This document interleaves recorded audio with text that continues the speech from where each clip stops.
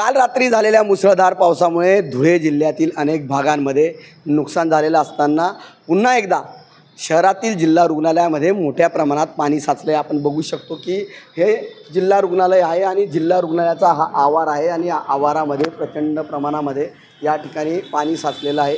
विशेष म्हणजे या ठिकाणी रुग्णांना येण्या जाण्यासाठी कुठल्याही पद्धतीचा रस्ता नाही आणि हा जो आहे हा इमर्जन्सी जे अपघात विभाग आहे आणि अपघात विभागामध्ये रात्री देखील मोठ्या प्रमाणामध्ये पाणी साचलं होतं। नव्यानंच तयार झालेला अपघात विभाग आहे, ICU तयार करण्यात आलेला आहे। या ICUमध्ये देखील पाणी मोठ्या प्रमाणात साचलं होतं, मात्र आता ते कमी झालेलं आहे, त्यामुळे प्रचंड प्रमाणात नुकसान देखील झालेलं आहे।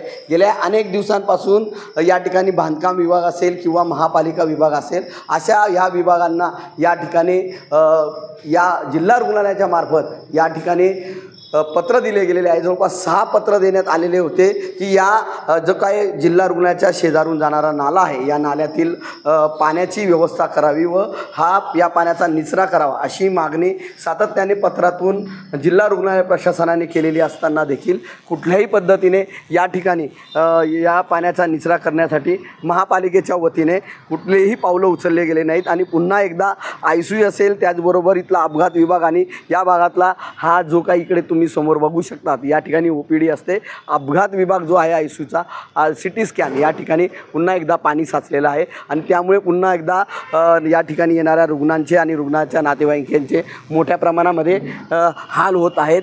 त्यामुळे आता तरी महापालिका प्रशासन यावर तोडगा काढेल का असा प्रश्न आता सर्वसामान्य विचारत आहेत। मनीष मासुळे, TV9 मराठी, धुळे।